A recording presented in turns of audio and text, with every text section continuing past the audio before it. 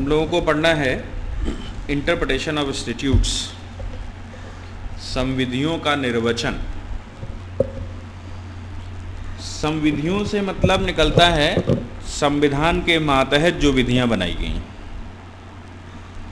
संविधान के मातहत जो विधियां बनाई जाती हैं वो संविधियां कहलाती हैं। इंस्टीट्यूट्स उनको इंग्लिश में कहते हैं। इंस्टीट्यूट और कॉन्स्टिट्यूशन में एक फ़र्क होता है। Institutes are always in subordination of the constitution and constitution is the supreme law. किसी भी देश का संविधान वहाँ का सुप्रीम लॉ होता है and the what ever the power has been acquired by the institute is always from the constitution.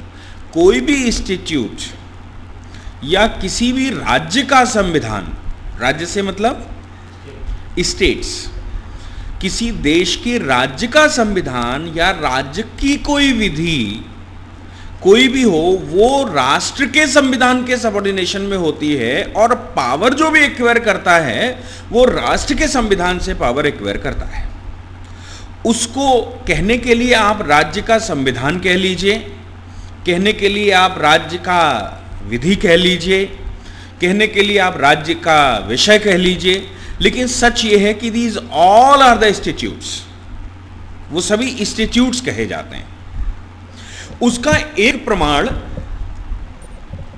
आपको और मिलता है, वो ये है कि संविधान सदैव आर्टिकल्स में होता, अनुच्छेद में, और जितने भी राज्य की विधियां होती हैं उनके सारे के सारे प्रावधान धाराओं में होते हैं, सेक्शंस। सेक्शंस से मिलकर इंस्टीट्यूट बनता है और अनुच्छेदों से मिलकर संविधान बनता है। अब उसके लिए आप राज्य में कोई कह दे कि ये मेरा संविधान है, कहने के लिए आप शब्द कोई भी इस्तेमाल कर लें, देखना यह है कि उस संविधान में जो राज्य कहता है कि ये मेरा संविधान है, उस राज्य के संविधान में जो प्रावधान दिए गए हैं वो अनुच्छेद इस्तेमाल करते हैं या फिर धाराएं इस्तेमाल करते हैं, सेक्शन लिखते हैं। हम मान के चलें एक दूसरी बात, एक बड़ा विवादित विषय है, जैसे हम जम्मू और कश्मीर पर चर्चा बार बार कर रहे हैं, पूरे देश में ये बात चर्चा रहती है। जम्मू और कश्मीर में जो उन्होंने संविधान बनाया, जिसको वो सो कॉल्ड संविधान कहते हैं, उसमें अनुच्छेदों से इंटरप्रिटेशन नहीं हुआ, उसमें धाराओं से इंटरप्रिटेशन हुआ। क्या? उसमें धाराओं से इंटरप्रिटेशन हुआ। इसका मतलब ये रहता है कि जम्मू कश्मीर राज्य अगर ये कहता है कि ये मेरा संविधान है, तो इसका मतलब 100% ये है कि वो भारत के संविधान के मातहत बनाई गई कोई विधि है। भारत के संविधान के मातहत बनाई गई कोई विधि है जो धाराओं से मिलकर बनी है, उसको हम इन शॉर्ट संविधि कहेंगे।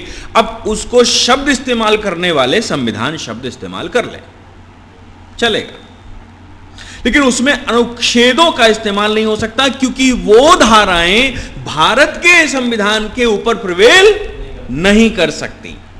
तो जो अनुच्छेद होता है, अनुच्छेद जहां पर लिखा जाएगा या जहां पर हम आर्टिकल लिखेंगे, उसका मतलब ही यही होता है कि that is the supreme and nothing is above this article. हम कोई भी एक प्राविधान बनाते हैं तो हम कहते हैं कि भाई इसमें आर्टिकल्स के फॉर्म में लिख लो, ये आर्टिकल वो आर्टिकल। हम संविधान की बात नहीं कर रहे।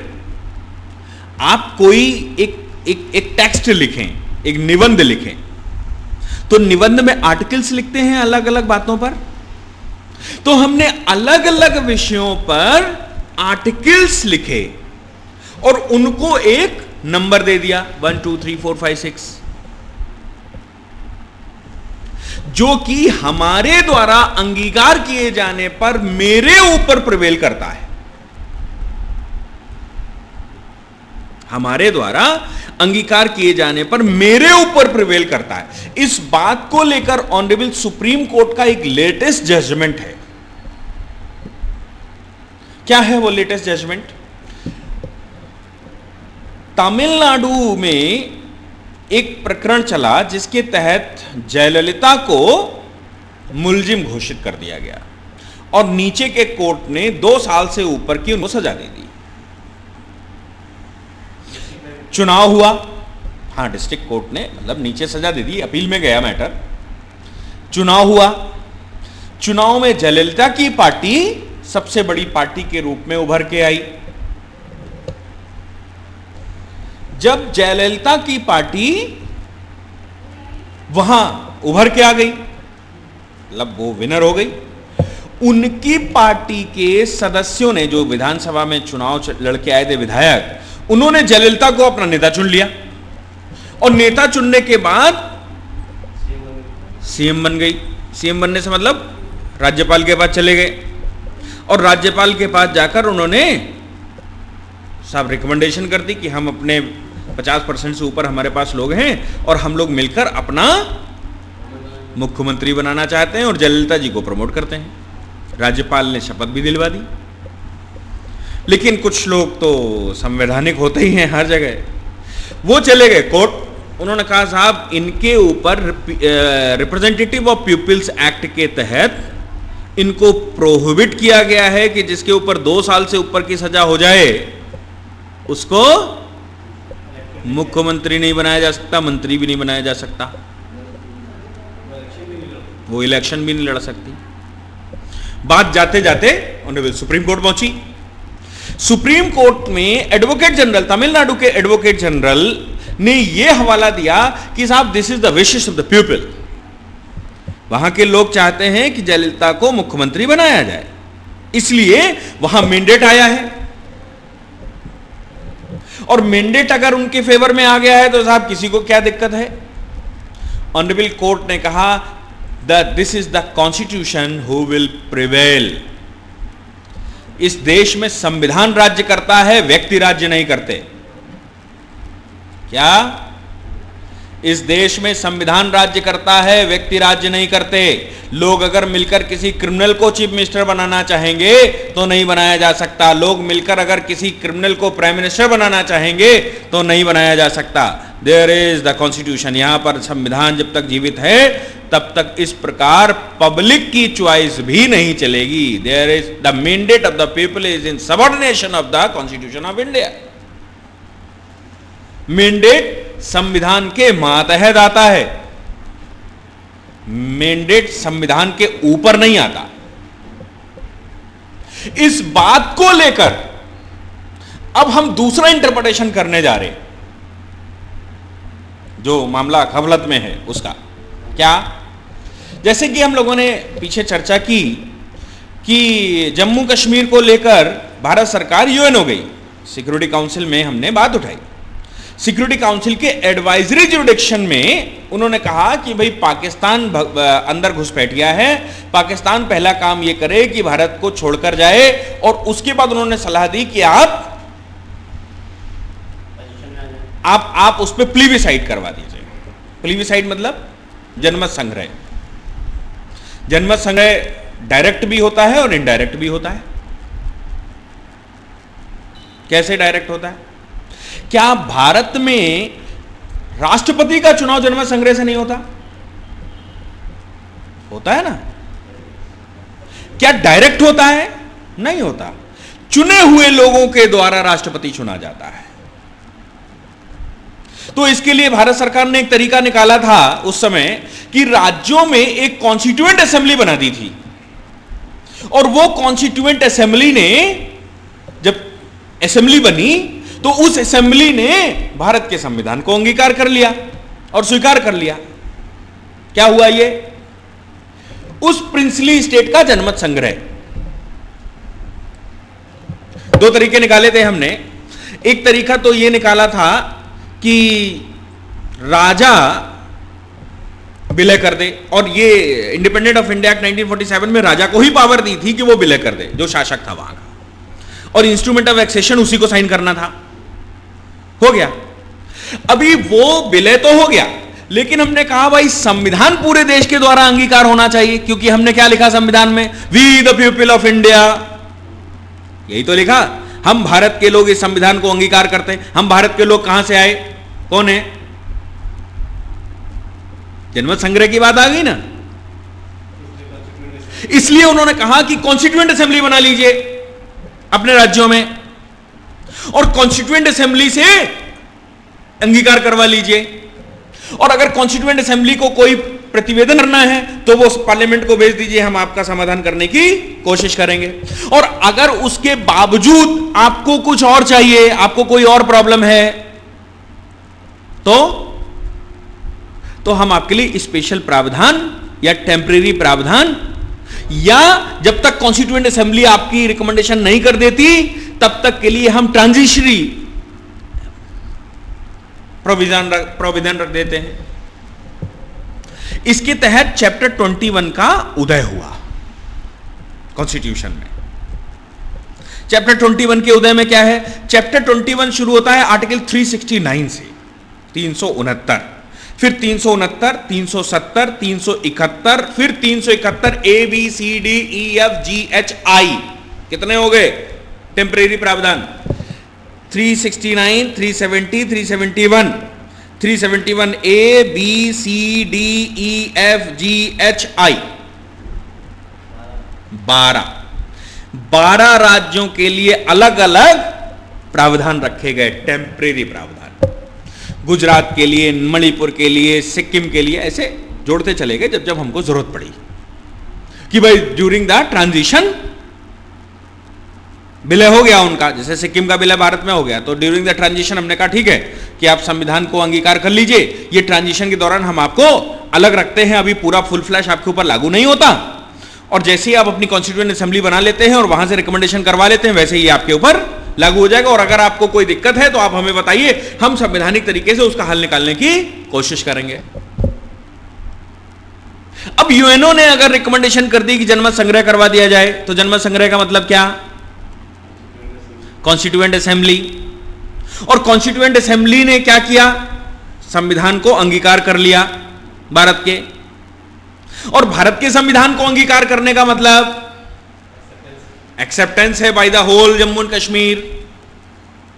नहीं, जम्मू एंड कश्मीर की एक्सेप्टेंस आ गई पूरे की, क्योंकि कॉन्स्टिट्यूएंट असेंबली वहां पर बनी हुई थी।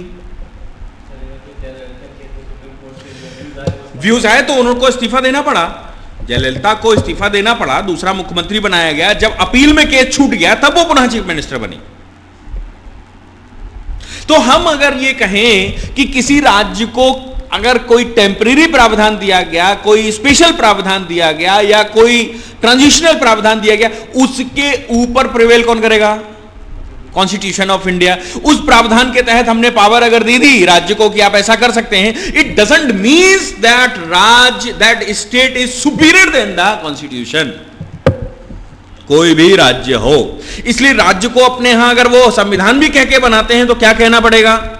धाराओं में उसको संग्रहित करना पड़ेगा, अनुच्छेदों में उसको नहीं संग्रहित किया जा सकता, क्योंकि अनुच्छेद बॉस कौन? एक ही बॉस बैठ सकता है देश में, वो है भारत का संविधान, जो अनुच्छेदों से बना हुआ है। ठीक, संविधान और संविधि में फर्क समझ में आया? इंस्टीट्यूट पावर कहां से ले रहा, और उसका नाम कुछ भी रख दिया जाए, मतलब उससे नहीं है, मतलब संविधान के मातहत बना है, इससे है। और अगर हमने वैसे भी कहा आर्टिकल 13 संविधान का हमारे पास रखा हुआ है, क्या कहता है वो?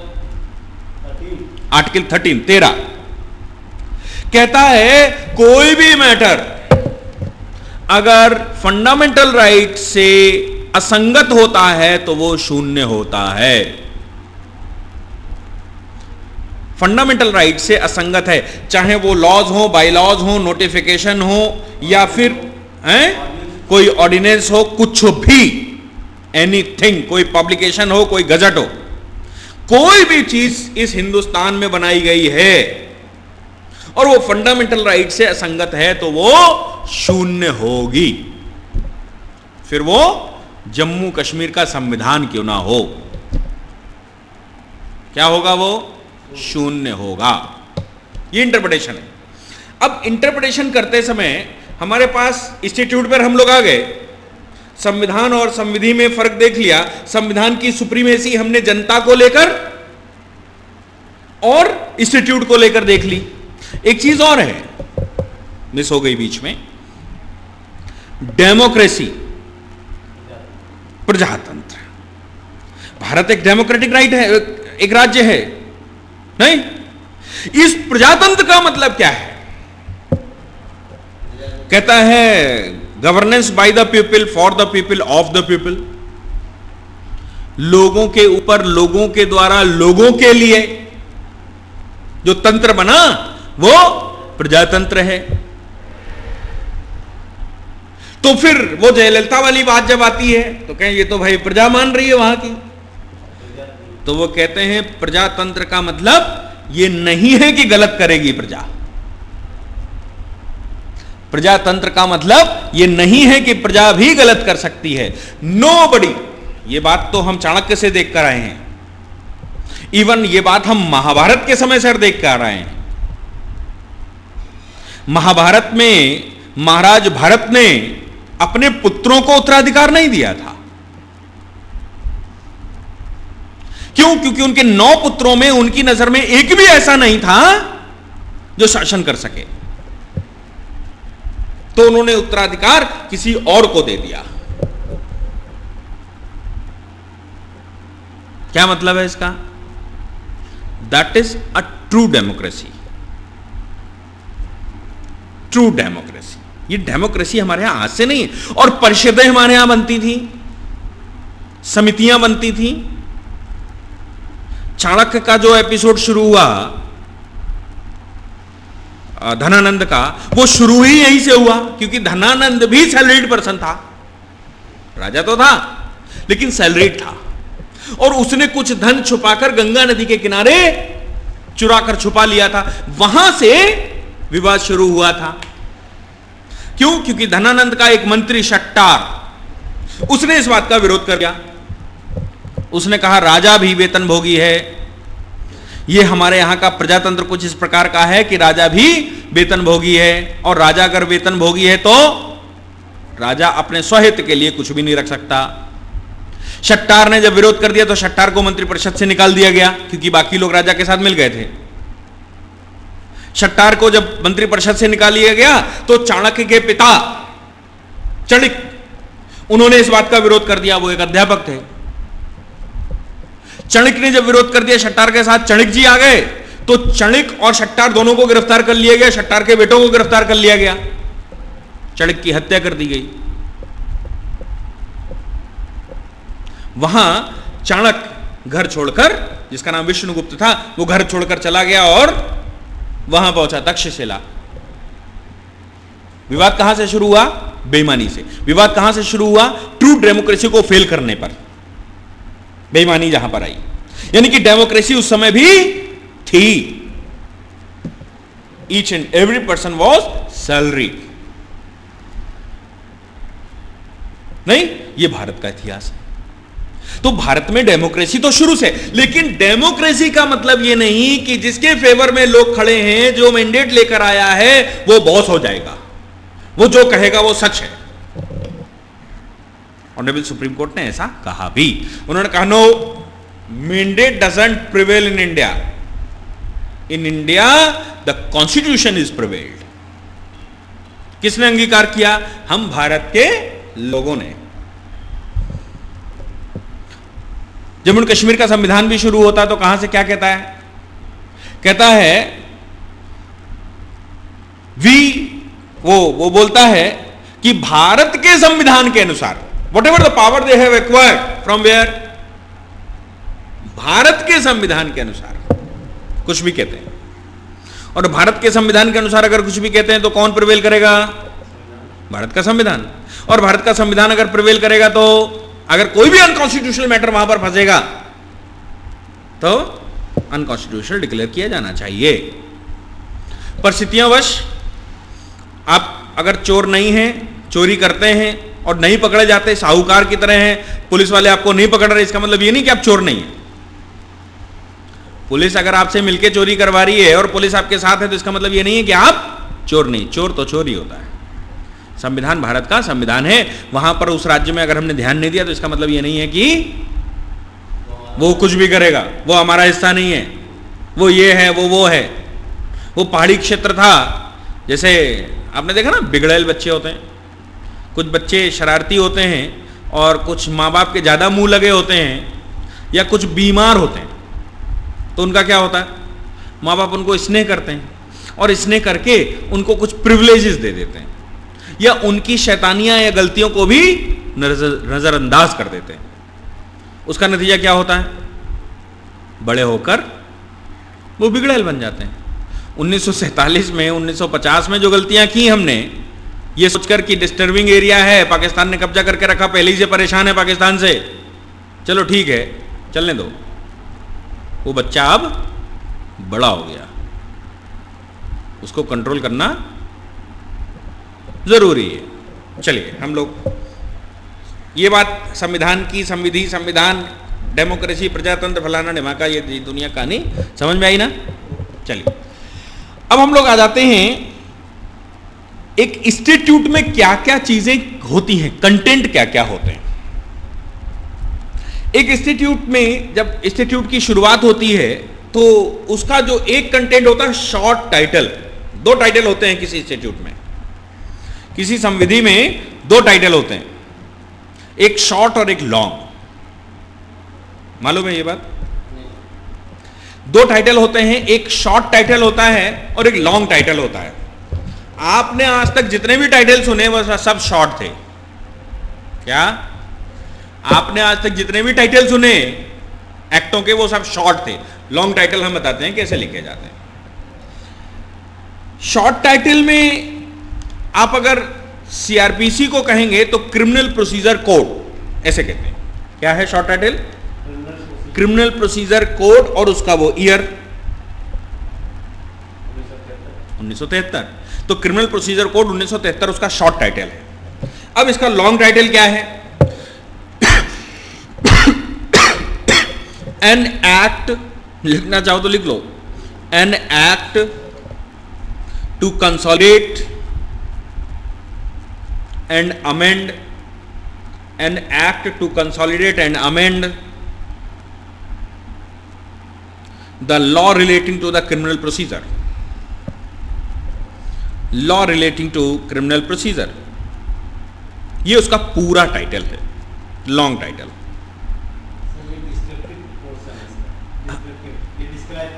ये पूरा नाम है उसका। क्या? एन एक्ट, एक्ट तो है, ये तो पक्की बात, an act to consolidate and amend the law relating to the criminal procedure. इसी प्रकार सीपीसी को, सिविल प्रोसीजर कोड को, सिविल प्रोसीजर कोड को इन शॉर्ट हम सिविल प्रोसीजर कोड 1908 कहते हैं। और पूरा अगर उसको कहोगे an act to consolidate and amend the law relating to the procedure of court of civil jurisdiction, judicature, an act to consolidate and amend the laws relating to the procedure of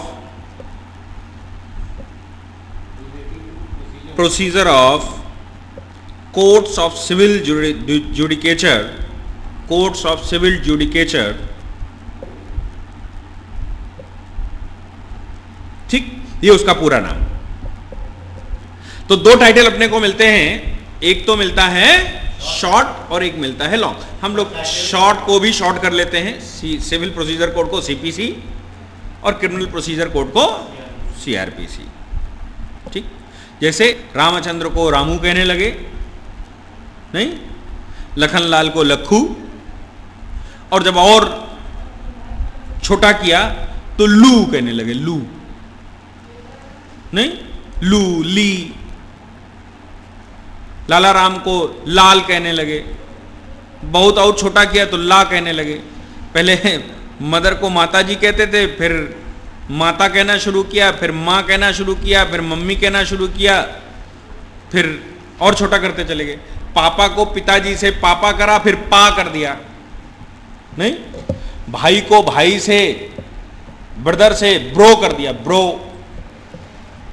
तो क्योंकि शब्दों की कमी है लोगों, भारत में लोगों के पास, इसलिए वो छोटे पे छोटा आते जा रहे हैं। चलिए, एक तो ये बात हो गई कि उसमें दो टाइटल हमको मिलते हैं, एक शॉर्ट टाइटल मिलता है, एक लॉन्ग टाइटल मिलता है। तीसरी चीज हमको सबसे पहले जो मिलती है वो है प्रियम्बल। सबसे पहले मिला वो प्रियम्बल, प्रस्तावना। प्रस्तावना को दूसरे शब्दों में लोग उद्देशिका भी कहते हैं।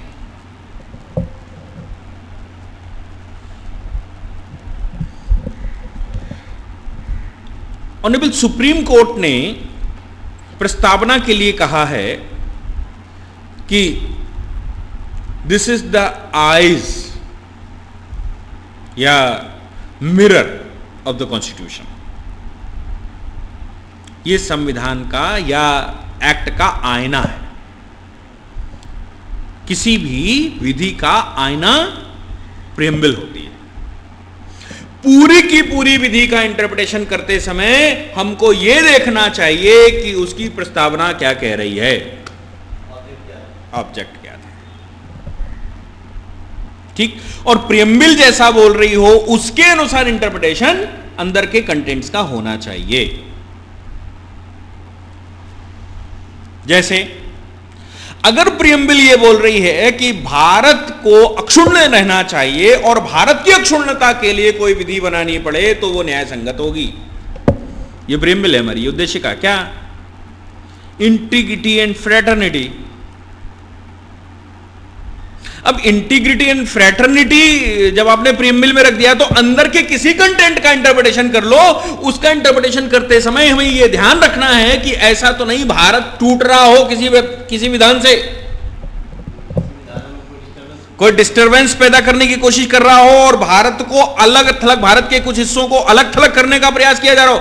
अगर किसी धारा ने, किसी आर्टिकल ने ऐसा करने की कोशिश करी तो प्रियम्बल के अनुसार ठीक नहीं होगा।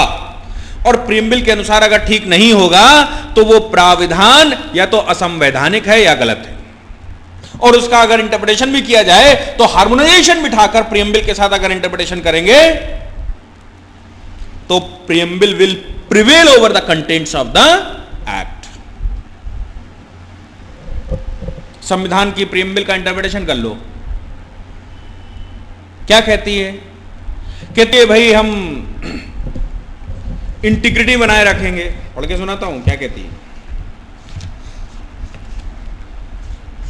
भारत के संविधान की प्रियम्बल कहती है, we the people of India having solemnly resolved to constitute India into a sovereign socialist secular democratic republic। पहले तो भारत को कैसा बनाना?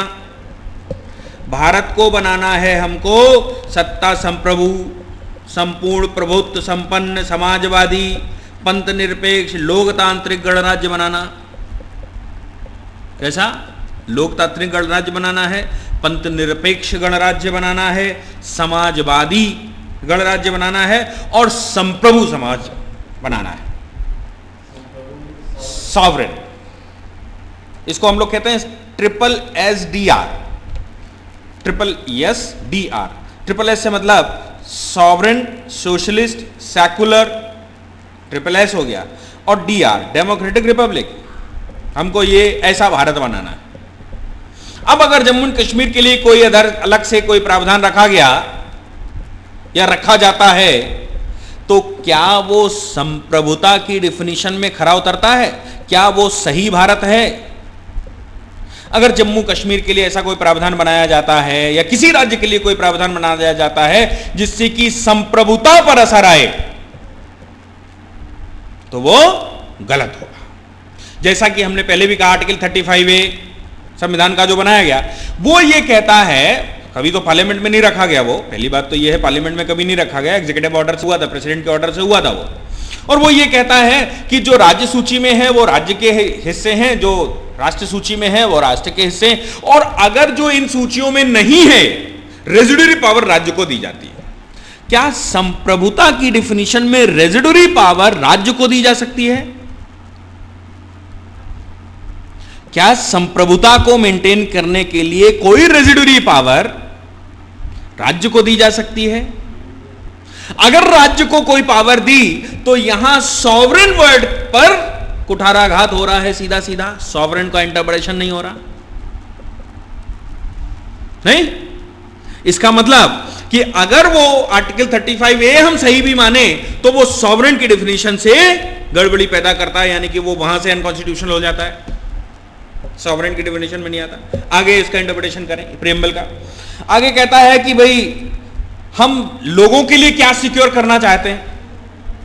ये तो बात तो आ गई कि भारत को, संविधान को हम अंगीकार करते हैं और ऐसे भारत का निर्माण करना चाहते हैं। कैसे? Triple SDR, sovereign, socialist, secular, democratic Republic, ऐसे भारत का निर्माण करना चाहते हैं, पहली बात। दूसरा, तो ये तो हमने कर दिया भारत की तस्वीर कैसी हो। अब दूसरी बात वो कहता है कि सिटीजन दो ही लोग होंगे, ये तो भारत कैसा हो, पहली चीज। और दूसरी चीज सिटीजन्स को राइटिंग, सिटीजन्स के लिए कहता है कि हम ये चीजें सिक्योर करना चाहते हैं, justice, liberty, equality, fraternity. Citizens को क्या देना चाहते हैं? Justice, liberty, equality, fraternity. Fraternity वाले पोर्शन को अगर पढ़ेंगे तो वो कहता है कि assuring the dignity of the individual and unity and integrity of the nation। क्या? Unity and integrity of the nation. राष्ट्र की यूनिटी और इंटीग्रिटी को मेंटेन करने के लिए उद्देश्य से हम ये काम करेंगे।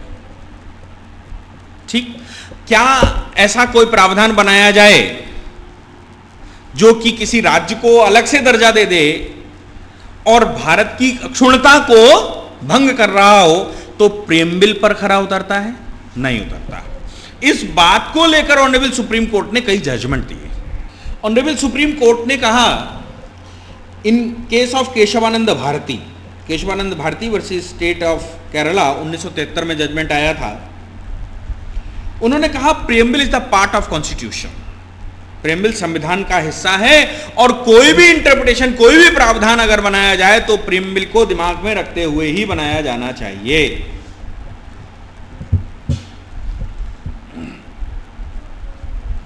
इस बात पर दूसरा जजमेंट ऑनरेबल सुप्रीम कोर्ट का, वो दूसरा पॉइंट केशवानंद भारती में ही सुप्रीम कोर्ट ने रखा।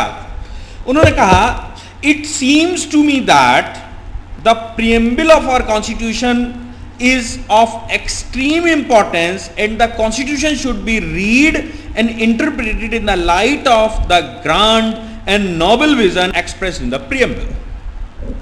क्या कह रहा केशवानंद भारती के केस में?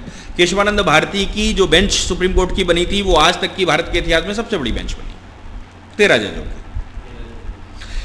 और केशवानंद भारती के जजमेंट को हम मिनी कॉन्स्टिट्यूशन की तरह रखते हैं क्योंकि पूरा कॉन्स्टिट्यूशन इसमें व्यू हुआ था। इसमें उन्होंने कहा कि भैया अगर आप कॉन्स्टिट्यूशन का इंटरप्रिटेशन कर रहे हो, कोई प्रावधान बना रहे हो, तो यह आपको दिमाग में रखना है कि प्रीएम्बल के साथ हार्मोनाइजेशन बिठाया जा रहा हो और उसका इंटरप्रिटेशन और उसको पढ़ा जाना चाहिए प्रीएम्बल के साथ। कॉन्स्टिट्यूशन को के किसी भी प्रावधान को कॉन्स्टिट्यूशन की प्रीएम्बल के साथ ही पढ़ा जाना चाहिए और अगर किसी पोर्शन का इंटरप्रिटेशन किया जा रहा हो, किसी प्रावधान का इंटरप्रिटेशन किया जा रहा हो, तो उसका इंटरप्रिटेशन प्रीएम्बल के साथ ही होना चाहिए। इस बात को लेकर अनुच्छेद 370 का इंटरप्रिटेशन कर डालिए। वो टेम्परेरी एंड ट्रांजिशनल प्रावधान जो रखा गया, क्या वो प्रीएम्बल की नजर में अगर उसका इंटरप्रिटेशन ऐसा किया जाए कि वो जम्मू कश्मीर को स्पेशल स्टेटस देता है, वो उसको अलग थलग करने की कोशिश करता है, वो वहां पर ऑटोनॉमी देता है, तो क्या प्रीएम्बल के अनुसार 370 का ऐसा इंटरप्रिटेशन करना उचित होगा? इट्स मीन जो भी इंटरप्रिटेशन लोग कर रहे हैं, ये जो साजिश के तहत बनाया गया जो भी इंटरप्रिटेशन कर रहे हैं, that interpretation is wrong interpretation. क्यों? क्योंकि केशवानंद भारती कहता है कि प्रीएम्बल का वो संविधान के किसी भी प्रावधान का इंटरप्रिटेशन किया जा रहा हो तो उसमें यह ध्यान रखना चाहिए कि वो क्या प्रीएम्बल की लाइट में इंटरप्रिटेशन हो रहा है, क्या वो प्रीएम्बल के मातहत इंटरप्रिटेशन हो रहा है, क्या वो इंटरप्रिटेशन प्रीएम्बल में दिए गए ऑब्जेक्ट्स को पूरा कर रहा है। अगर वो प्रीएम्बल के ऑब्जेक्ट्स को पूरा नहीं कर रहा तो ऐसा इंटरप्रिटेशन रॉन्ग इंटरप्रिटेशन होगा। अब आप इसके लिए 35A का इंटरप्रिटेशन कर लीजिए, 370 का इंटरप्रिटेशन कर लीजिए, या जो भी आपको प्रावधान लगता है उसका इंटरप्रिटेशन कर लीजिए। इस संविधान को जब हमने अंगीकार किया तो संविधान को अंगीकार करते समय भी हमने नहीं लिखा कि एक्सेप्ट जम्मू एंड कश्मीर। वो बात की बात है, संविधान क्या कह रहा है। संविधान में कहीं हमने नहीं लिखा एक्सेप्ट जम्मू एंड कश्मीर। संविधान जम्मू एंड कश्मीर पर भी प्रिवेल करेगा। क्यों? क्योंकि वो भारत का इंटीग्रल पार्ट है। अब उसके बाद यहां की नौकरशाही, यहां की राजनीति कुछ भी इंटरप्रिटेशन करे, कुछ भी एग्रीमेंट करे, कोई समझौता किसी के साथ करे, कोई मेमोरेंडम किसी के साथ बनाए, सारे मेमोरेंडम, सारे के सारे समझौते शून्य होंगे। क्यों? क्योंकि प्रियम्बल को पार करके, संविधान को पार करके, अब आप अगर कहें कि संविधान में प्रावधान दिया 370 का, तो केशवानंद भारती क्या कहता है कि इंटरप्रिटेशन जब संविधान का किया जा रहा हो तो यह ध्यान रखना चाहिए क्या वो प्रियम्बल के मातहत इंटरप्रिटेशन हो रहा है, क्या वो प्रियम्बल के शरण में हो रहा है, whether the object of the preamble is fulfilled और नॉट। क्या प्रियम्बल का ऑब्जेक्ट फुलफिल हो रहा है? सस्पेंडेड, मेरी नजर में तो मुझको चीफ मिनिस्टर जस्टिस बना दीजिए फर्स्ट डे, पहला ऑर्डर यही होगा। क्यों? क्योंकि लीगलिटी, वैसे हम फैक्टों पे बात नहीं कर रहे, हम लीगलिटी की बात कर रहे हैं। आपने हमसे क्या कहा, हमने आपसे क्या करा, किसने मां बहन एक करी और किसने किसको दैया छनरिया किया मोहल्ले में लड़ाई होते समय और मोहब्बत होते समय, वो पता नहीं है। जब मोहब्बत करता है आदमी तो कहता चांद के तारे तोड़ के तुमको दे दूंगा। क्या पॉसिबल है? लेकिन फिर भी तारे तोड़ता है, और महबूबा उसके तारे तोड़ने पर आकर्षित भी होती है और यकीन भी करती है कि तारे तोड़ के मेरा महबूब लाके देगा। नहीं, चांद सी महबूबा हो जैसा मैंने सोचा था। वो चांद सी महबूबा केवल ख्यालों में होती है। जब उसका विवाह होके आता है तब तो लिपस्टिक लगाती है, लेकिन जब सुबह उठती है तो डायना ही लगती है। डायना से मतलब डायन का दूसरा रूप दिखाई देती है वो, क्योंकि सुबह वो चांद सी महबूबा नहीं दिखाई देती, वो सुबह का उजाड़ दिखाई देता है, पतझड़। तो ये अगर आपने इसके बावजूद, संविधान के बावजूद, भारत सरकार कुछ भी कहती है या स्टेट गवर्नमेंट कुछ भी कहती है या मैंडेट कुछ कहता है, क्या मैंडेट प्रिवेल कर सकता है? क्या सरकार ऐसा कुछ कर सकती है बिना संविधान में संशोधन किए? क्या संविधान के किसी प्रावधान का इंटरप्रिटेशन ऐसे हो सकता है कि वो प्रियम्बल को बाईपास कर जाए? केशवानंद भारती में कहा preamble is the part of constitution and each and every interpretation of the constitution must be in the eyes of और इन अम्ब्रेला ऑफ प्रियम्बल। प्रियम्बल के ही छत्र छाया में कोई इंटरप्रिटेशन होना चाहिए। क्या मतलब? प्रियम्बल के बारे में हम कह रहे थे कि प्रियम्बल किसी भी कानून का आईना होता है। उसके बगैर जो ऑब्जेक्ट उसने दिया है प्रियम्बल में, जो उद्देशिका उसने प्रियम्बल में बनाई, उसको सरपास नहीं किया जा सकता। हो सकता है कि प्रावधान बनाते समय कुछ चूक हो गई हो सकता है कि दो प्रावधान आपस में क्लैश कर रहे हों, लेकिन दो प्रावधानों का क्लैश होने का मतलब यह नहीं है कि प्रियम्बल को बाईपास करके अपने हिसाब का इंटरप्रिटेशन कर दिया जाएगा। इंटरप्रिटेशन कैसा होना चाहिए? According to the preamble. Keshavananda Bharati में कहता है on the ground and noble vision expressed in the preamble. Preamble में जो ग्राउंड दिए और उसका जो विजन है, उस विजन के अकॉर्डिंग इंटरप्रिटेशन होना चाहिए। तो आप किसी भी एक्ट का इंटरप्रिटेशन कर रहे हो, किसी भी प्रावधान का,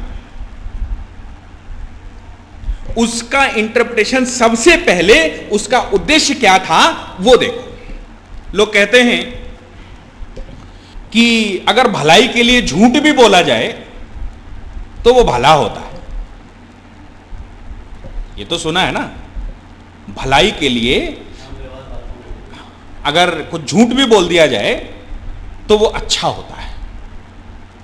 जैसे बच्चे छत पर टहल रहे हैं और छत पर हमको मालूम है कि आगे खाई है और छत से गिर जाएगा ये, तो हम कभी कभी झूठ भी बोल देते हैं कि तो उधर कुछ नहीं, इधर आओ, उधर तो बहुत कुछ है, नीचे है, पूरा आसमान दिखाई दे रहा, पूरी जमीन दिखाई दे रही, और वो वहां से गिरेगा तो सीधा अल्लाह के पास जाएगा, वो तो उसको परमेश्वर मिल जाएंगे। इससे बड़ा सत्य क्या है? लेकिन फिर भी हम झूठ बोलते हैं, वहां कुछ नहीं बेटा। कोई मर जाता है, किसी की मृत्यु हो जाती, फिर भी हम कहते क्या है? चिंता ना करो, सब ठीक हो जाएगा। अरे जो मर गया है उसका भी कुछ ठीक होने वाला है, उसको तो दफन करने जा रहे, उसका क्या ठीक हो जाएगा, वो तो गया। फिर भी हम कहते नहीं सब कुछ ठीक हो जाएगा, सब अच्छा होगा। झूठ बोल रहे ना। किसी को सांत्वना देने के लिए, किसी को बचाने के लिए, किसी की सिंपैथी के लिए अगर हमने कोई झूठ भी बोल दिया, कोई ऐसी बात कह भी दी, तो उसकी कोई वैल्यू नहीं होनी चाहिए। उद्देश्य क्या था उसके पीछे? अगर हमने आर्टिकल 370 बना भी दिया और टेम्परेरी प्रावधान रख भी दिया, उद्देश्य क्या है? उद्देश्य का से पता लगेगा, it must be interpret in the eyes of preamble. ये प्रियम्बल की नजर में इंटरप्रेट होना चाहिए। और अगर प्रियम्बल से इंटरप्रेट नहीं हो रहा तो फिर इसका मतलब इंटरप्रिटेशन इज रॉन्ग, और रॉन्ग इंटरप्रिटेशन करने के लिए हम नहीं बैठे, हम राइट इंटरप्रिटेशन करने के लिए बैठे। ठीक है, ये केशवानंद भारती में ऑनरेबल सुप्रीम कोर्ट ने कहा। ठीक,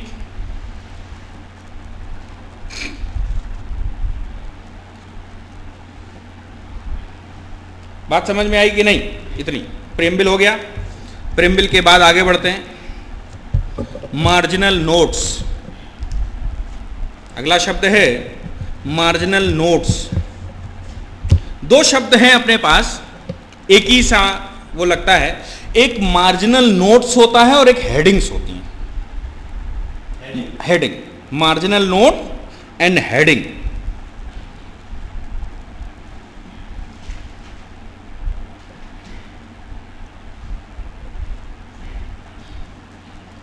मार्जिनल नोट कहां दिया होता भाई? कहां दिया जाता?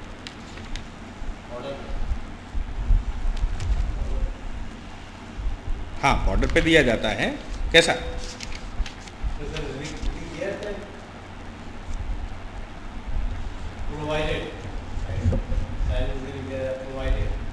नहीं, provided the different thing.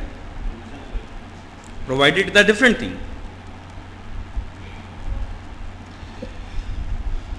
Heading जो होती है वो पूरे कई एक धाराओं के पोर्शन में आती है। Heading is of the group of sections. Group of sections की हेडिंग होती है। जैसे हम लोगों ने एक हेडिंग बड़ी चर्चा में है, क्या बहुत दिनों से चर्चा कर रहे हैं उस पर, temporary, transitional and special provisions. क्या? Temporary, transitional and special provisions. किस पोर्शन के लिए कहा? पार्ट 21, संविधान के पार्ट 21 के लिए हमने कहा। और उसमें धारा 369, 369, 370, 371, 71A, B, C, D, E, F, G, H, I, ये सब है। इन सब के लिए 12 धाराएं बनी। किसके लिए? इन सब के लिए टेम्परेरी, ट्रांजिशनल एंड स्पेशल प्रावधान बनाया गया। यह हेडिंग है पूरे पोर्शन की। नहीं, मार्जिनल नोट दूसरा है ना, वो ये हेडिंग है।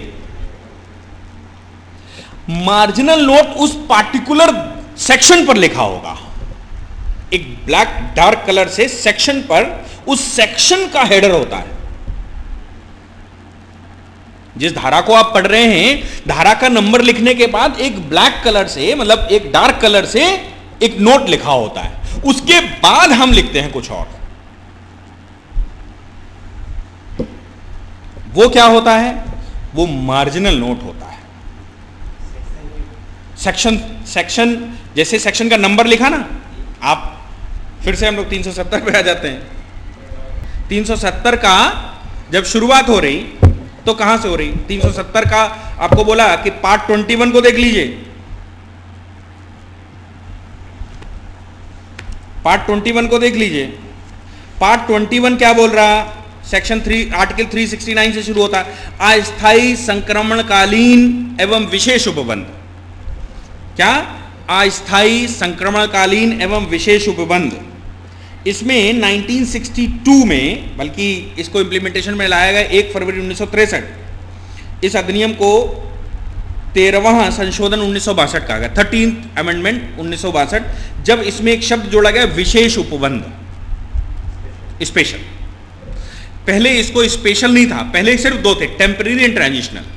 1963 में 1 फरवरी सन 1963 से यह शब्द आया वो स्पेशल, उससे पहले स्पेशल नहीं था। इसके बाद आप 370 को देखिए। 370 शुरुआत करती है टेम्परेरी प्रोविजन। क्या? Temporary provisions with respect to the state of Jammu and Kashmir. कैसा प्रावधान है? टेम्परेरी, कहता है जम्मू कश्मीर राज्य से के संबंध में अस्थायी प्रावधान, अस्थायी उपबंध। ये जो इसने कहा temporary provision with respect to the state of Jammu and Kashmir, ये मार्जिनल नोट है। और उससे पहले उसने कहा हेडिंग, जब चैप्टर शुरू हुआ आर्टिकल 369, तब वो कहता है temporary transitional and special provisions. Temporary transitional and special provisions.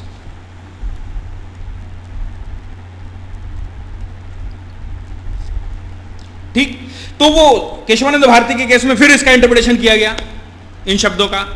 उन्होंने कहा कि the heading will prevail over the chapter. क्या? Heading will prevail over the chapter. Heading क्या है चैप्टर की? Temporary transitional and special. It will prevail over the content of the sections, the group of sections. इस प्रावधान के तहत group of sections हैं, group of articles हैं, 369 से लेकर 371 आई तक, आई। ठीक, तो इन पर वो कहता है ये टेम्परेरी हैं या ट्रांजिशनल हैं, और 1963 में उसने कहा स्पेशल है। तो एक बात तो समझ लीजिए, 1963 में अगर उसने स्पेशल कहा था तो आर्टिकल 370 बनते समय स्पेशल नहीं थी। 370 बनते समय स्पेशल नहीं थी। यानी कि 1963 के बाद जो राज्य, जो प्रावधान इसमें जोड़े गए होंगे, वो सब स्पेशल रखे गए। लेकिन चूंकि एक कॉन्स्टिट्यूट हेडिंग है, इसलिए हम अगर उस समय का इंटरप्रिटेशन करें, सन 1950 का, 1954 का, 1957 का, 1960 का, तो only temporary and transitional provisions in relation to the states आता है। इसलिए 370 कोई स्पेशल स्टेटस नहीं देती, पहली बात। और 1973 में केशवानंद भारती ने कहा, इसमें नहीं, एक जनरल जजमेंट उन्होंने दिया। उन्होंने कहा the heading of the chapter shall prevail over the sections or over the portion, over the chapter. हाँ, वो तो एक इंटरप्रिटेशन हम लोग कर रहे हैं। तो उन्होंने कहा कि भैया ये जो है वो प्रिवेल करेगा बाकी सबसे। किस पे प्रिवेल करेगा? 370 पे। अगर 370 की हम बात करें तो उसके ऊपर सबसे पहले तो हेडिंग प्रिवेल करेगी। स्पेशल तो बाद में आया। 370 की खाली बात करें तो वो पीछे वाले और पोर्शन जो जोड़े ना, स्पेशल प्रावधान दिए गए। हाँ, तो चूंकि ये एक कॉन्स्टिट्यूट है, ये एक जनरल बात है कि इस पोर्शन में या तो टेम्परेरी है या ट्रांजिशनल है या स्पेशल है। तो वो स्पेशल 370 नहीं है, फर्स्ट थिंग। दूसरा क्या? दूसरा उन्होंने कहा after the heading the marginal note will prevail over the remaining content of this section. हेडिंग के बाद मार्जिनल नोट प्रिवेल करेंगे सेक्शंस के कंटेंट पर। 370 का मार्जिनल नोट क्या? 370 का मार्जिनल नोट है temporary provisions with respect to the state of Jammu Kashmir. ये टेम्परेरी है, ये इसका मार्जिनल नोट है। यानी कि अंदर कंटेंट जो भी लिखा हो, इसकी धाराएं 370 1A B C D जो भी बनाया है, A B बनाया है, CD बनाया है, 370(2) और 370(3), 370(1) का ABCD और 370(2) और 370(3). अंदर जो भी लिखा है गड़बड़फिकेशन हो, कौन प्रिवेल करेगा? सबसे पहले तो हेडिंग प्रिवेल करेगी और हेडिंग के बाद मार्जिनल नोट प्रिवेल करेगा और इनके सबके ऊपर प्रीएम्बल प्रिवेल करेगी। वो तो ऑब्जेक्ट है, करना क्या चाहते थे। तो जब भी आप इंटरप्रिटेशन किसी इंस्टीट्यूट का कर रहे हो तो आपको यह ध्यान रखना है कि उसकी प्रीएम्बल क्या कह रही, फिर उसकी हेडिंग क्या कह रही, फिर उसका मार्जिनल नोट क्या कह रहा, और फिर उसका कंटेंट क्या कह रहा। तो इंटरप्रिटेशन काहे का करना है आपको? कंटेंट का। तो खाली कंटेंट पढ़ के इंटरप्रिटेशन नहीं करना, सबसे पहले प्रीएम्बल देखो ऑब्जेक्ट क्या कह रहा, फिर हेडिंग देखो उसका आगे का कहानी क्या लाया है चैप्टर में, फिर उसका मार्जिनल नोट देखो कि अंदर क्या कहना चाहता है।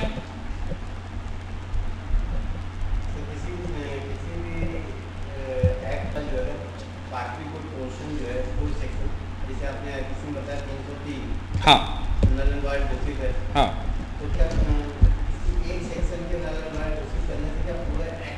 नहीं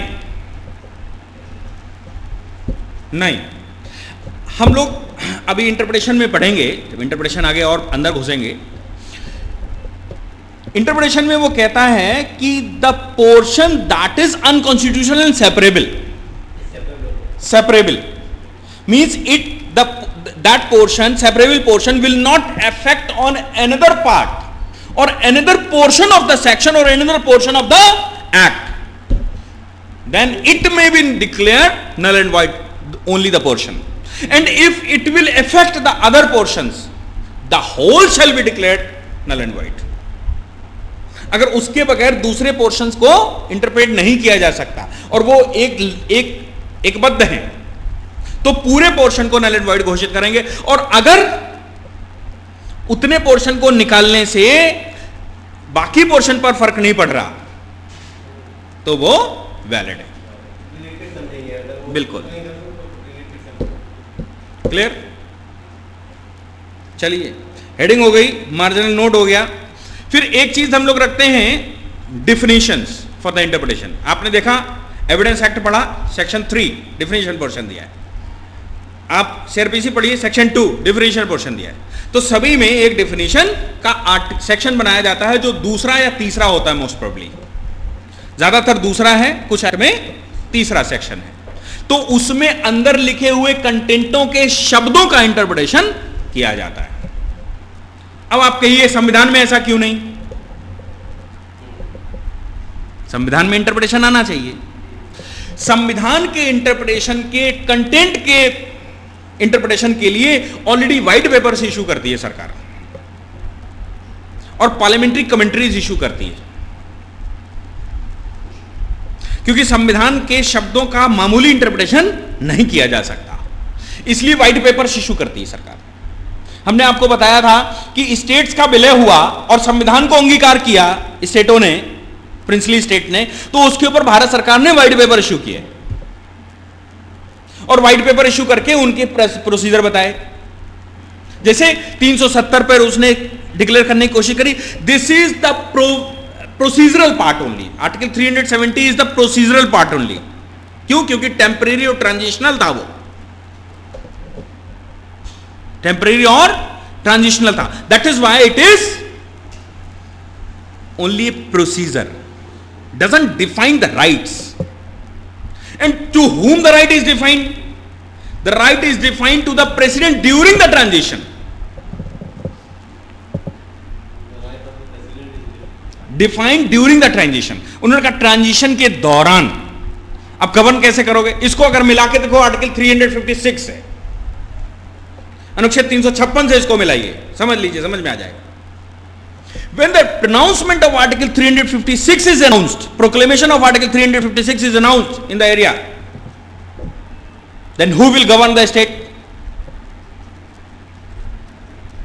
President will govern. राष्ट्रपति शासन हम उसको ना कहें, हम राष्ट्रपति शासन ना कहें, हम ये कहें कि उस समय राज्य किसके कंट्रोल में होता है? प्रेसिडेंट के कंट्रोल में होता है। नहीं कि कौन सा पीरियड होता है वो? ट्रांजिशनल पीरियड होता है वो। दो सरकारों के बनने के बीच में ट्रांजिशनल पोर्शन होता है। नहीं समझे? पुरानी वाली सरकार को गिरा दिया जाता है, नई सरकार बनने की प्रक्रिया शुरू हो जाती है और उस प्रक्रिया के दौरान प्रेसिडेंट को पावर दे दी जाती है। तो 356 का बाकी पोर्शन क्या कहता है? कहता है ये जो है 356 लगने के बाद के जो प्रावधान है वो प्रोसीजरल है, केवल राज्य की असेंबली बनी रहती है, सरकार गिर जाती है, असेंबली बनी रहती है, मतलब असेंबली भंग हो जाती है, सरकार टेम्परेरी बनी रहती है। तो जब तक टेम्परेरी सरकार बनी है उसके पास कोई पावर है क्या? कोई पावर नहीं है। अगर लेकिन सरकार तो है और सरकार काम करेगी तो कैसे करेगी? They can not make any decision without the approval from the president. Governor भी कुछ नहीं कर सकता प्रेसिडेंट से पूछे बगैर। ये 370 को 356 जब पढ़िए तो समझ में आएगा कि टेम्परेरी क्या भला था। जब तक वहां पर सरकार का निर्धारण ना हो जाए, नहीं, तब तक, जैसे 356 में होता है नई सरकार बनने से पहले, तब तक बिल्कुल पार्लियामेंट नहीं, प्रेसिडेंट अनाउंस करता है। कैबिनेट की कंसेंट होती है, सरकार की कंसेंट होती है। प्रेसिडेंट के पास वैसे भी फुल फ्लैश पावर नहीं है अपने पास। इसीलिए हमने आपसे कहा था कि आर्टिकल 35A बनाते समय प्रेसिडेंट ने पूछा था क्या मेरे पास पावर है कि मैं किसी संविधान के किसी प्रावधान को बना सकूं? It's a power of the parliament.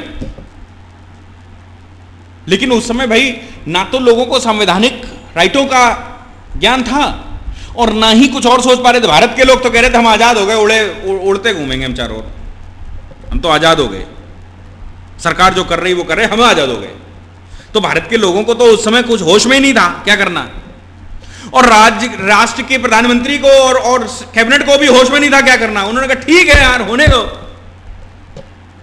वहां युद्ध क्षेत्र चल रहा है, पाकिस्तान ने कब्जा करके रखा, ठीक है दो कुछ, और टेम्परेरी ट्रांजिशनल बना लो। जब तक सरकार ना बन जाए वहां तब तक टेम्परेरी ट्रांजिशनल इसको चलने दो। ऐसे ही होता ना 356 लगने के बाद।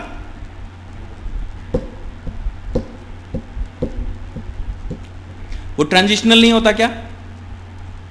During the transition of formation of new government होता है ना। क्या प्रेसिडेंट ऑर्डर नहीं करता है उस पर? करता है ना। और प्रेसिडेंट को उसमें भी हमने कहा प्रेसिडेंट जैसा उचित समझे। पहले तो उसके पास यूनियन की पावर थी, राज्य की कंकरेंट लिस्ट उसके पास थी, और स्टेट सूची जो स्टेट लिस्ट थी वो भी उस पर भी काम नहीं कर सकता जब तक प्रेसिडेंट से ना पूछा जाए। तो हम अगर कहें इन कंकरेंस, इसमें कंकरेंस बहुत जगह वर्ड इस्तेमाल हुआ 370 में, कॉन्करेंट, समवर्ती, क्या है वो? प्रेसिडेंट के लिए हमने बार बार कहा कि वो इन कंकरेंस ऑफ द स्टेट से सहमति ले ले, क्योंकि वो युद्ध क्षेत्र में है, वहां सहमति ले ले और वो उस पीरियड के दौरान, ट्रांजिशन के दौरान ऑर्डर कर दे, वो ऑर्डर कर सकता है। ये आर्टिकल 370 का सच है, जिसका मिसयूज लोग कर रहे हैं और उसका इंटरप्रिटेशन लोगों ने गलत सलत कर डाला। आप विधि के स्टूडेंट होने के नाते इसको पढ़िए, आप इस हिसाब से ना पढ़िए कि वो क्या हो रहा वहां। आप ये सोचें सुप्रीम कोर्ट में हमको मुकदमा लड़ना है, क्या सोचेंगे, क्या करना है इसमें, कैसे होगा, इंटरप्रिटेशन कैसे किया जाए इसका? नहीं, अगर ये टेम्परेरी ट्रांजिशनल का मतलब गलत निकाल लिया जाएगा 370 के अनुसार, तो 371 A, B, C, D सब यही कहेंगे सब क्या कहेंगे, भैया हम भी तो उसी चैप्टर के पार्ट हैं, हम भी ट्रांजिशनल थे, हमें क्या बुराई है, हमसे क्या बहर है आपको।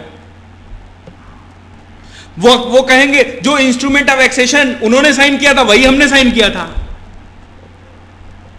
तो फिर हमको क्यों भैया ऐसे रखा है। और आप एक बात तो सोच लीजिए, नई बहू आए और उससे सबसे पहला प्रस्ताव अगर रख दो कि तुम्हें घर वालों से अलग होना है, बोलो पसंद है, तो सबसे पहले कहेगी जैसी आपकी इच्छा। और फिर उसको जब आपने कह दिया अलग होना है, अलग रखेंगे, जैसे शादी होते समय ये कह दिया जाने भाई लड़का तो शादी करके बहू को ले जाएगा अपने साथ नौकरी पे, और अब बाद में प्लान बदल गया है, तो आफ्टर ऑल माँ बाप है ना, सुप्रीम पावर तो उन्हीं के पास, सुप्रीम कॉन्स्टिट्यूशन तो उन्हीं के पास है, वही तो बदलेंगे जाना कि नहीं जाना। तो बहुरिया क्या कहेगी, कहेगी शादी के समय तुमने कहा था कि वहां जाना है लड़के के साथ, अब अकेला भेज दिया हमको, यहां रगड़ रहे हो 2 महीने से। विवाद का कारण बढ़ेगा और बढ़ता चला जाएगा।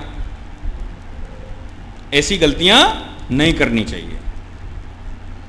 ऐसे बड़बोले शब्द शादी के समय एटलीस्ट नहीं बोलने चाहिए।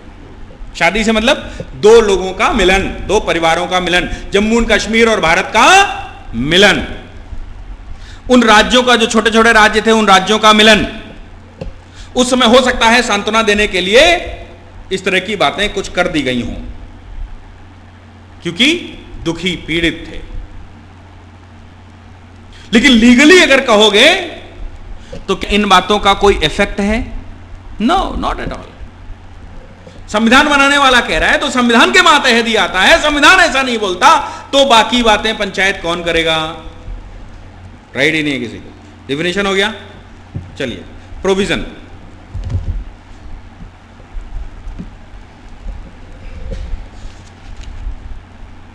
किसी धारा के साथ कुछ और प्रोवाइड किया जाता है। कोई धारा बनी है तो उसके साथ कुछ प्रोवाइडेड लिखा जाता है नीचे, इसके साथ ये भी। क्या मतलब?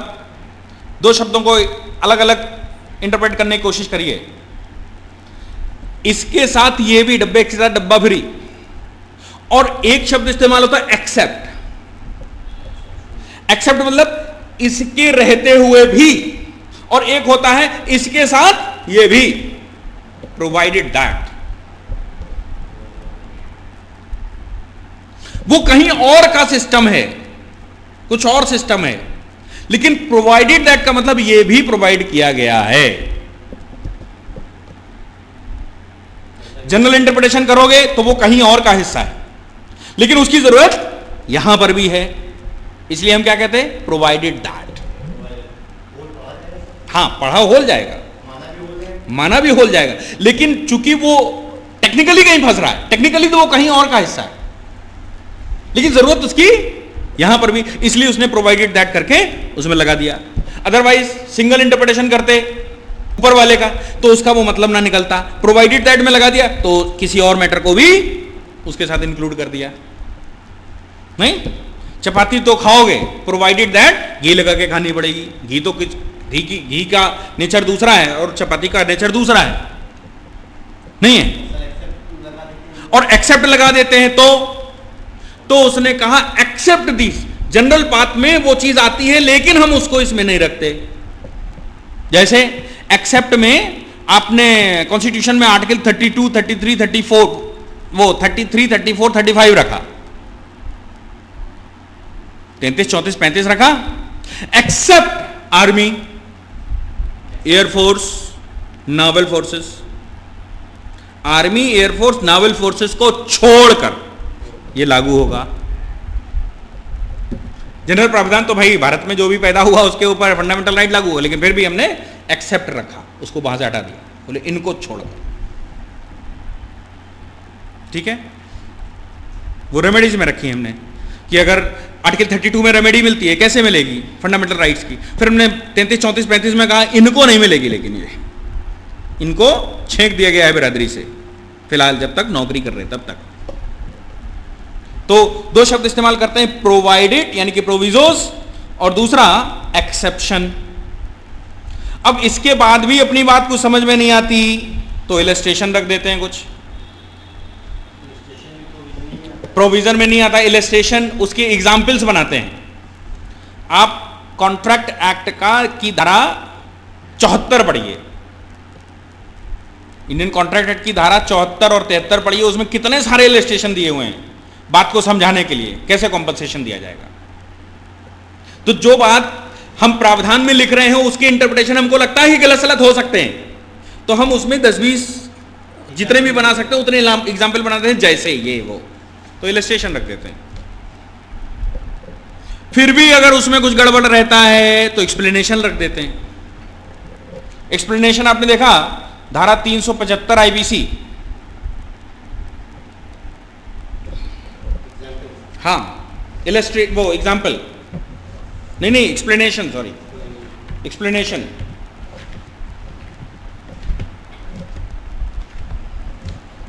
आईपीसी धारा 375 376 में ऐसा कुछ दिया, क्या देता है देखो,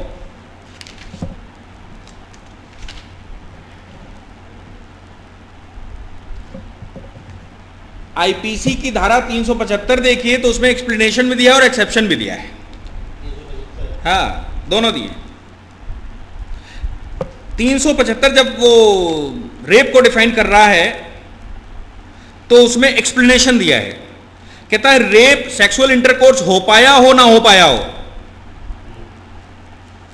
कहता है विथ और विदाउट हर वो sorry penetration is sufficient to constitute the sexual intercourse necessary to the offence of rape.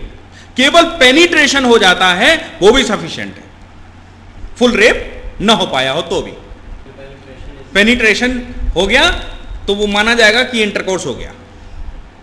नहीं तो इस पर टेक्निकल लोग भिड़ने लगेंगे, साहब हमने तो केवल गिरा पाए थे, ये नहीं कर पाए थे, वो नहीं कर पाए थे, ऐसा नहीं हो पाया, वैसा नहीं हो पाया, तो वो कहता है वो इंटरकोर्स की कैटेगरी में ही आएगा।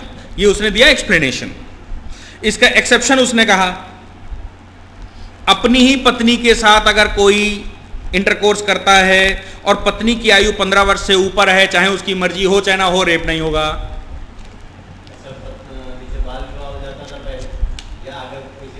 15 साल से आपको बोला, 15 साल से छोटी नहीं होनी चाहिए। बाल विवाह दूसरी चीज है, बाल विवाह, हाँ देखिए पुराने हिंदू मैथोलॉजी में बाल विवाह हो जाता था, गौना नहीं होता था। गौने की एक आयु होती थी, वो मेजर होने के बाद ही गौना होता था।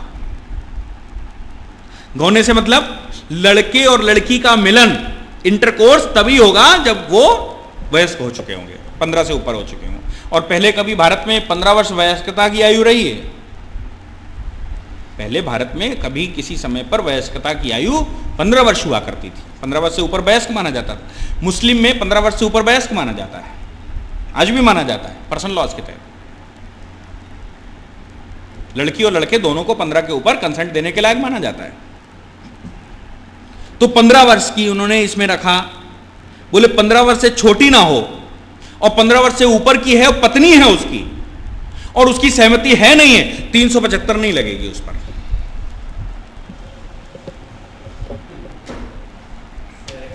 अरे भाई हाँ, और कंसेंट है और कोर्ट में डिसाइड हो जाता है कंसेंट है, तब क्या केस तो छूट जाएगा। पत्नी नहीं है, सो है कौन, है क्या वो? एज वयस्क है 18 के ऊपर, हाँ तो ऑनरेबल कोर्ट ने कुछ परमिशन दी है, बिल्कुल। एक्सप्लेनेशन हो गया। इसके बावजूद इस किसी एक धारा, किसी एक आर्टिकल, किसी एक पोर्शन का फुल फ्लैश टैक्स देना हो तो शेड्यूल बनाकर रखते हैं। टैक्स देना हो, उसका पूरा मैटर देना हो तो फिर शेड्यूल बनाकर रखते हैं और उसको इंस्टीट्यूट से अटैच कर देते हैं। शेड्यूल किसी भी धारा का फुल फ्लैश टेक्स्ट, धारा हमने छोटी सी लिखी और उसमें बहुत सारी चीजें कवर करी हैं, तो वहां पर हमें लिखने के बजाय पीछे एक शेड्यूल उसका जोड़ दिया, उसमें पूरी चीज लिख दी। हमने कहा प्रेसिडेंट की सैलरी होनी चाहिए, जो भी पार्लियामेंट के द्वारा निर्धारित हो। पीछे हमने शेड्यूल जोड़ा कितनी किसकी होनी चाहिए। हमने कहा भारत में भारत के द्वारा ऑफिशियल लैंग्वेज नेशनल लैंग्वेज होनी चाहिए, तो फिर हमने पीछे शेड्यूल जोड़ के रखा कौन कौन सी लैंग्वेजेस नेशनल हैं। हाँ, डिटेल में उसको उसके पूरा का पूरा मैटर शेड्यूल में रख के अटैच कर देते हैं उसको, और नहीं तो वहीं पे लिखना पड़ता है हमको, तो वो ऑलरेडी बहुत मोटा हो जाता है। ठीक, सूची। ठीक, इसके बाद पंचुएशंस। पंचुएशंस में अपने पास कौन कौन सी आती हैं? कॉलन आता है, सेमी कॉलन आता है, कॉमा आता है, full stop, hyphen, dash, bracket, ये सब आते हैं। लेकिन हमारे लीगल इंटरप्रिटेशन में एक बात हम कहते हैं कि हमें भावना समझनी है, हार्मोनाइजेशन करना है, पंचुएशन पे बहुत ज़्यादा ध्यान नहीं देते। पंचुएशन का महत्व तो है, इसमें कोई शक नहीं कि पंचुएशन का महत्व तो नहीं होता, लेकिन हम प्रेम्बिल देखते हैं, मार्जिनल नोट देखते हैं, हम हेडिंग देखते हैं, उनके अनुसार उनका इंटरप्रिटेशन करते हैं, पंचुएशन के आधार पर फुल फ्लैश इंटरप्रिटेशन नहीं करते हैं। ठीक, पंचुएशन महत्वपूर्ण रोल होता है, पंचुएशन का मतलब निकाला जाता है, इसमें कोई शक नहीं। लेकिन फिर हार्मोनाइजेशन और राइट इंटरप्रिटेशन, ऑब्जेक्ट, भावना, ये सब भी हम समझते हैं। बोलो, किसी भी एक्ट में किन शब्दों का क्या मतलब होता है और उनके हेडर कैसे होते हैं, उनके मार्जिनल नोट कैसे होते हैं, उनकी प्रीम्बिल का क्या रोल है, उसके बाकी कंटेंट का क्या रोल है, अपनी समझ में आएगा नहीं?